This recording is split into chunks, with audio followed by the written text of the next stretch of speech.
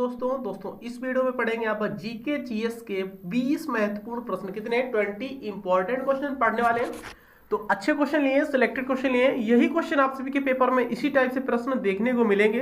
हूबहू प्रश्न भी देखने को मिल सकते हैं। ठीक है दोस्तों, तो सबसे पहले चैनल पे नए हो तो चैनल को सब्सक्राइब कर लें, साथ ही बेल आइकन को प्रेस कर लें। चलिए वीडियो स्टार्ट करते हैं। बताने हैं 20 में से आप लोगों के कितने प्रश्न सही हुए हैं। इन 20 प्रश्नों में कितने प्रश्न आप लोगों ने सही किए हैं, ठीक है ना, कमेंट बॉक्स में बताइएगा। दोस्तों इसकी फ्री में पीडीएफ फाइल जो मिलेगी आप सभी को टेलीग्राम पर मिलेगी। टेलीग्राम चैनल का लिंक इसी वीडियो के डिस्क्रिप्शन बॉक्स में मैंने दे रखा है। तो डिस्क्रिप्शन बॉक्स से आप सभी लोग टेलीग्राम पर जुड़ जाइएगा, वहां से वीडियोज एंड पीडीएफ आप सभी लोग फ्री में पाते रहिए। ठीक है दोस्तों, विधान परिषद के सदस्य के लिए न्यूनतम आयु है। दोस्तों विधान परिषद के सदस्य के लिए न्यूनतम आयु कितनी है दोस्तों, बताइए फटाफट। 25 वर्ष, 30 वर्ष, 35 वर्ष, 40 वर्ष, बताइए फटाफट। दोस्तों फर्स्ट क्वेश्चन का करेक्ट क्या है इसका? विधान परिषद के सदस्य की न्यूनतम आयु दोस्तों यहाँ पर 30 वर्ष होती है, याद रखिएगा। ऑप्शन नंबर बी करेक्ट है, याद रखिए। कितनी होती है दोस्तों? 30 वर्ष होती है विधान परिषद के सदस्य की न्यूनतम आयु। कंप्लीट हुआ। आप लोगों ने क्या लगाया है कमेंट बॉक्स में? टोटल नंबर बताना है कि 20 में सर मेरे इतने सही हुए, 15 सही हुए, 10 सही हुए। ठीक है, ऐसा कमेंट बॉक्स में कमेंट करिएगा। सेकेंड क्वेश्चन देखिएगा, क्या क्वेश्चन मानना है। भारत की संघीय व्यवस्था में समवर्ती सूची का विचार लिया गया है। दोस्तों किस देश से लिया गया है? भारत की संघीय व्यवस्था में समवर्ती सूची का विचार लिया गया है। कहां से लिया गया दोस्तों? इंग्लैंड से, अमेरिका से, ऑस्ट्रेलिया से, या फिर दोस्तों रूस से। बताइए फटाफट कहां से लिया गया समवर्ती सूची का विचार? दोस्तों कहां से लिया गया? दोस्तों सेकेंड क्वेश्चन का करेक्ट है इसका ऑप्शन नंबर सी वाला, ऑस्ट्रेलिया देश से लिया गया, याद रखिएगा। ठीक है ना, समवर्ती सूची कहां से ली गई? ऑस्ट्रेलिया देश से। कंप्लीट हुआ। सेकंड का सी करेक्ट है। अगला क्वेश्चन देखिए ध्यान से, क्या क्वेश्चन मानना है। कौन सा बैंक पहले इंपीरियल बैंक ऑफ इंडिया कहलाता था दोस्तों? कौन सा बैंक पहले इंपीरियल बैंक ऑफ इंडिया कहलाता था दोस्तों? इंपीरियल बैंक ऑफ इंडिया, बताइए फटाफट ऐसा कौन सा बैंक था? आरबीआई, एसबीआई, यूबीआई या फिर पीएनबी? तो बताइए फटाफट। तीसरे क्वेश्चन तो दोस्तों करेक्ट है एसबीआई, ठीक ना, state bank of India. Imperial bank of India के नाम से जाना जाता था दोस्तों पहले ये, अब इसको इस मतलब कि स्टेट बैंक ऑफ इंडिया के नाम से जाना जाता है, यानी कि एसबीआई। कंप्लीट हुआ। चलिएगा तीसरे क्वेश्चन का दोस्तों करेक्ट है इसका ऑप्शन नंबर बी वाला, बी राइट है, याद रखिए। अगला क्वेश्चन देखिएगा, चौथा क्वेश्चन ध्यान से देखिए दोस्तों। क्वेश्चन नंबर चौथा क्या बना है? चौथा क्वेश्चन इंपॉर्टेंट है।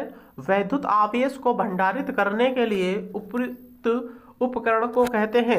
उपयुक्त उपकरण को क्या कहते हैं? वैद्युत आवेश को भंडारित करने के लिए उपयुक्त उपकरण को क्या बोलते हैं? प्रेरक, संधारित्र या फिर परिणामित्र या फिर ट्रांजिस्टर। दोस्तों चौथे क्वेश्चन का करेक्ट है ऑप्शन नंबर बी वाला, संधारित्र बोलते हैं, याद रखिएगा। वैद्युत आवेश को भंडारित करने के लिए प्रयुक्त उपकरण को क्या बोलते हैं? संधारित्र बोलते हैं। करेक्ट आंसर है बी वाला, याद रखिए। अगला क्वेश्चन ध्यान से देखिएगा।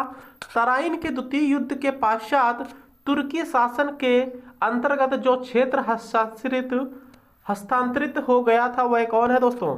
फिर से क्वेश्चन रिपीट कर रहा हूं। तराइन के द्वितीय युद्ध के पश्चात तुर्की शासन के अंतर्गत जो क्षेत्र हस्तांतरित हो गया था वह कौन सा है? दिल्ली, पूर्वी राजस्थान, पश्चिमी राजस्थान या फिर ए और बी दोनों? दोस्तों पांचवें क्वेश्चन का करेक्ट है ऑप्शन नंबर डी वाला, ए और बी दोनों थे वह राज्य, यानी कि दिल्ली भी था और पूर्वी राजस्थान भी था, याद रखिएगा। ये तराइन के द्वितीय युद्ध दोस्तों कब हुआ था? 1192 ईस्वी में हुआ था तराइन का द्वितीय युद्ध। तराइन का प्रथम युद्ध दोस्तों कब हुआ था? 1191 में। दोनों फैक्ट याद रखिए आप सभी लोग। चलिए अगला क्वेश्चन देखते हैं। चलिए नेक्स्ट क्वेश्चन देखते हैं। क्वेश्चन नंबर 6 क्या है? 6 क्वेश्चन इंपॉर्टेंट है। मोहम्मद गोरी की मृत्यु के पश्चात कुतुबुद्दीन ऐबक ने भारतीय प्रांतों पर शासन किया एवं एक राजवंश की स्थापना की, जिसका नाम दोस्तों क्या था? बताइए फटाफट। फिर से क्वेश्चन रिपीट कर दे रहा हूं। मोहम्मद गोरी की मृत्यु के पश्चात, यानी कि मोहम्मद गोरी की मृत्यु के बाद कुतुबुद्दीन ऐबक ने भारतीय प्रांतों पर शासन किया। कुतुबुद्दीन ऐबक ने भारतीय प्रांतों पर क्या किया दोस्तों? शासन किया एवं एक राजवंश की स्थापना की, जिसका नाम क्या था? ऐबक वंश, गुलाम वंश, सल्तनत वंश या फिर बी और सी दोनों? 6 क्वेश्चन का दोस्तों करेक्ट है इसका ऑप्शन नंबर बी वाला, गुलाम वंश, याद रखिएगा। ठीक है ना, गुलाम वंश की स्थापना किसने की थी? सिंपल सी बात है, कुतुबुद्दीन ऐबक ने। राइट आंसर दोस्तों ऑप्शन नंबर बी वाला है, याद रखिएगा। अगला क्वेश्चन ध्यान से देखिए। 7th क्वेश्चन क्या बनना है? इंपॉर्टेंट क्वेश्चन है। अपने विख्यात नेता चंगेज खां के नेतृत्व में मंगोलों ने प्रथम बार भारत में सन खालिस्तान में सिंधु नदी के किनारे संगठित हुए थे। किस सन में संगठित हुए थे दोस्तों बताइए फटाफट। क्वेश्चन एक बार फिर से रिपीट कर रहा हूं, थोड़ा लॉन्ग है। अपने विख्यात नेता चंगेज खां के नेतृत्व में मंगोलों ने प्रथम बार भारत में सन खालिस्तान में सिंधु नदी के किनारे संगठित हुए थे। 1221 में, 1225 में, 1223 में या फिर 1224 में। सेवेंथ का दोस्तों करेक्ट है इसका ऑप्शन नंबर ए वाला 1221 में। याद रखिए 1221 में संगठित हुए थे सिंधु नदी के किनारे, याद रखिएगा। अगला क्वेश्चन देखिए, क्वेश्चन नंबर 8 क्या बनना है। लाइकेन दो जीवों का सहजीवन माना जाता है। लाइकेन दो जीवों का सहजीवन माना जाता है, वे सूक्ष्म जीव हैं। वे सूक्ष्म जीव दोस्तों कौन से इसमें से बताइए फटाफट। लाइकेन दो जीवों का सहजीवन माना जाता है, वे सूक्ष्म जीव हैं। कौन है दोस्तों? शैवाल और जीवाणु, यानी कि शैवाल को एल्गी भी बोलते हैं एंड जीवाणु को बैक्टीरिया बोलते हैं। दूसरे में क्या है यहाँ पर? शैवाल और कवक, शैवाल और ब्रायोफाइटा, मतलब ब्रायोफाइट या फिर फंजाई और ब्रायोफाइट। दोस्तों 8 क्वेश्चन का करेक्ट है ऑप्शन नंबर बी वाला शैवाल और कवक, याद रखिएगा। लाइकेन दो सहजीवों का मतलब कि दो जीवों का सहजीवन माना जाता है, वे सूक्ष्म जीव कौन है? कवक और शैवाल, याद रखिए, या फिर शैवाल और कवक याद रखना है। 9th क्वेश्चन ध्यान से देखिएगा।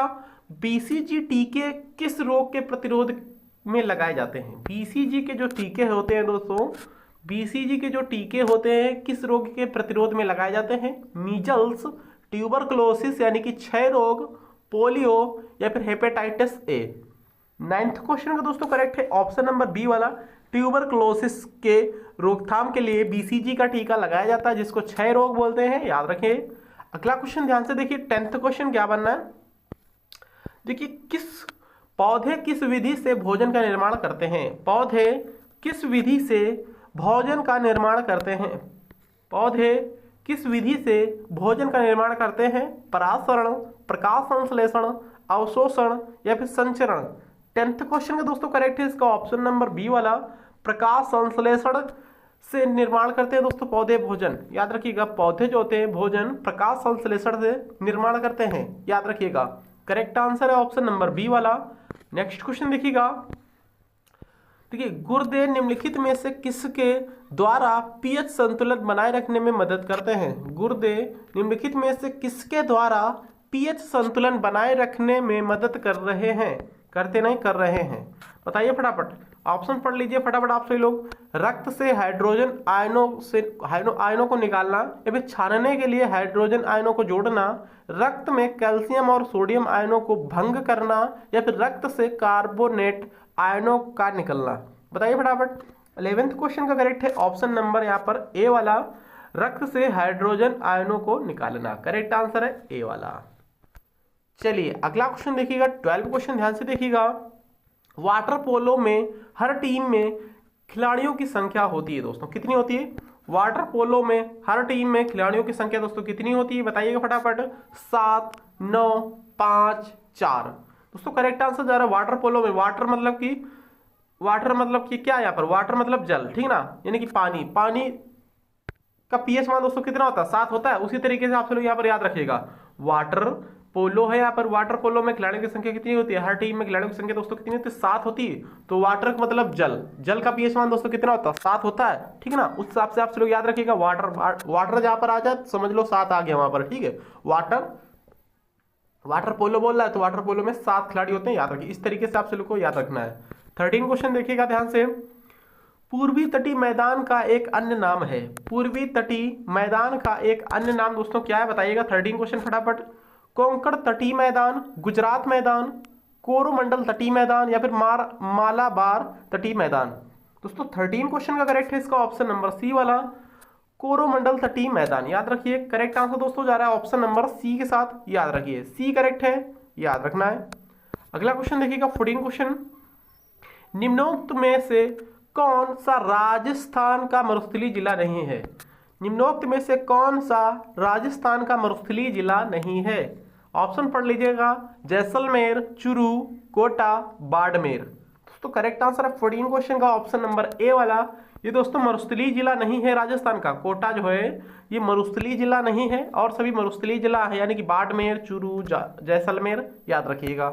अगला क्वेश्चन देखिएगा 15 क्वेश्चन। निम्नलिखित में से वह है पर्वत श्रेणी कौन सी है जो भारत में सबसे पुरानी है? निम्नलिखित में से वह पर्वत श्रेणी कौन सी है जो भारत में सबसे पुरानी है दोस्तों?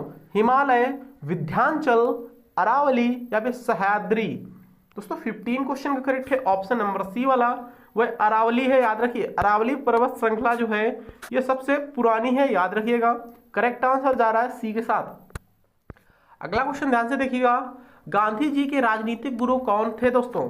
गांधी जी के राजनीतिक गुरु दोस्तों कौन थे? जमनालाल बजाज या फिर लाला लाजपत राय या फिर मोतीलाल नेहरू या फिर गोपाल कृष्ण गोखले?